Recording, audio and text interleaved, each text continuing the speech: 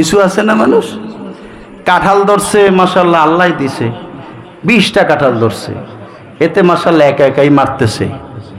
আশেপাশে যে দুই একজন আছে কাঁঠাল গাছ নাই, আপনি চাইবেন না কোথেকে একটু কি চাওয়া দরকার আছে না? প্রতিবেশীর একটা হক আছে না? আল্লাহর হাবিব সাল্লাল্লাহু আলাইহি ওয়াসাল্লাম বলছেন, ও আয়েশা, যখন তুমি গোশ পাকাইবা তখন জোল একটু বাড়াই দিও। সুবহানাল্লাহ। কেন কয় গোস্ত যখন পাকাইবা আয়েশা, এটার সেন্ট, এটার গ্রান পার্শ্ববর্তী লোকের মাঝে গিয়ে নাকে লাগবে। অতএব আমার ঘরে গোস্ত দিয়ে আমি নবী রাহমাতুল লিল আলামিন খাবো, আর আমার প্রতিবেশীরা গোস্তের গ্রান পাইলো অথচ গোস্তের স্বাদ পাইলো না, আয়েশা রে এটা হতে পারে না। অতএব জোল বাড়াই দিবা, জোল বাড়াই দিবা, একটু পরিমাণে তরকারি একটু বাড়াইবা। পাশের যারা আছে যাদের নাকের মধ্যে গোস্তের গ্রানটা গেছে তাদের ঘরে একটু একটু পৌঁছাইয়া দিবা। সুবহানাল্লাহ বলে। আল্লাহর হাবিব সাল্লাল্লাহু আলাইহি ওয়াসাল্লাম বলেছেন, ও আয়েশা গো, তুমি যখন গোস্ত পাকাইবা একটু জোল বাড়াইয়া দিবা, যেমন পাশের লোকদেরকে কি দেওয়া যায়। তো এই হাদিসই তো প্রমাণ করে আমি কাঁঠাল খাবো, আমার পাশের মানুষ খাবে না, তা তো হতে পারে না। وَوُضِعَ الْكِتَابُ فَتَرَى الْمُجْرِمِينَ مُشْفِقِينَ مِمَّا فِيهِ وَيَقُولُونَ يَا وَيْلَتَنَا مَا لِهَذَا الْكِتَابِ لَا يُغَادِرُ صَغِيرَةً وَلَا كَبِيرَةً إِلَّا أَحْصَاهَا وَوَجَدُوا مَا عَمِلُوا حاضرا ولا يظلم ربك أحدا। একটু আওয়াজ করে বলুন ইয়া রাসূলুল্লাহ, আরো মায়ার সুরে বলুন ইয়া নবী আল্লাহ, আরো আদর করে বলুন ইয়া নূর আল্লাহ।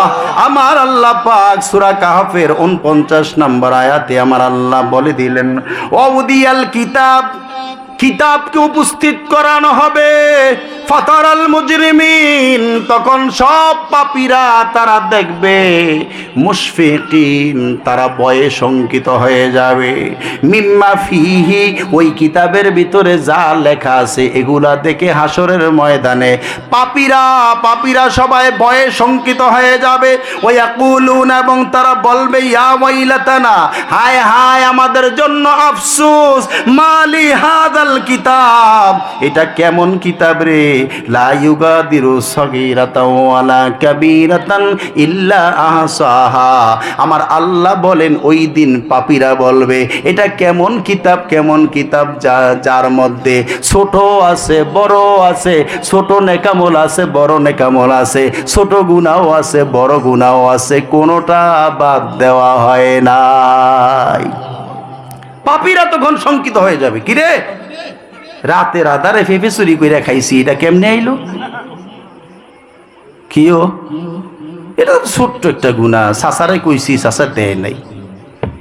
এই জন্য আমিও একটু বইলে যাই, ফল ফলাদি দিলে সবারে দিয়া খাইয়েন, একে একে সব মাইরেন না। কিছু আছে না মানুষ কাঁঠাল ধরছে মাশাআল্লাহ, আল্লাহ দিছে 20টা কাঁঠাল ধরছে, এতে মাশাআল্লাহ একা একাই মারতেছে।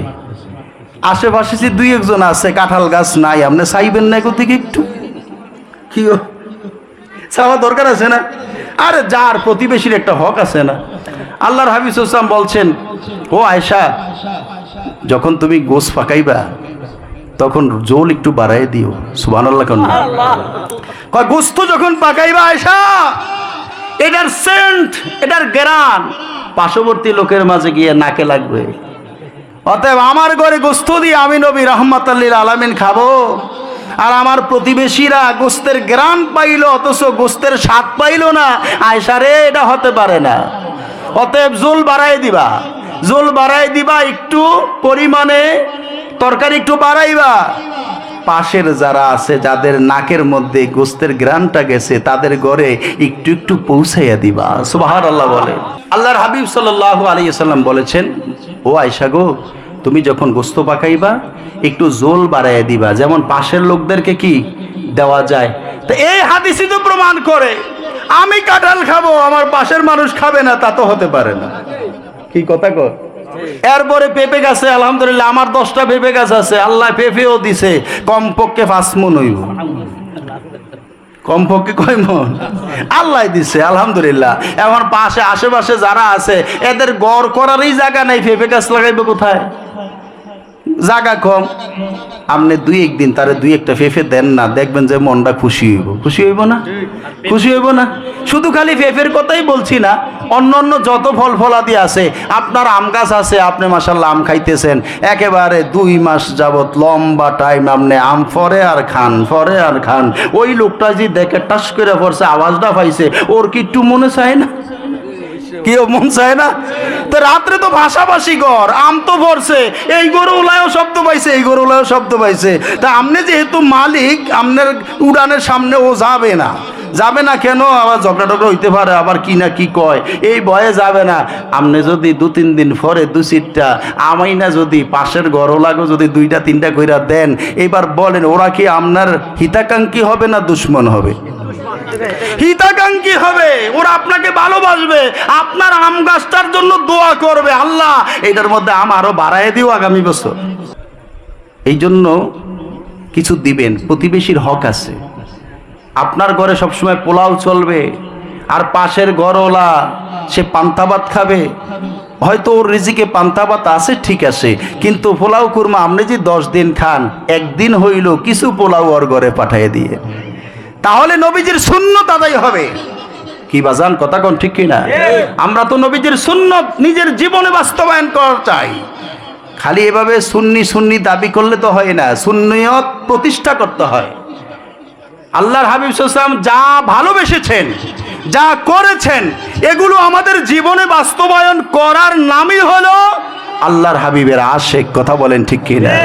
আল্লাহ যেন আমাদের মানার তৌফিক দান করেন, বলেন আমিন।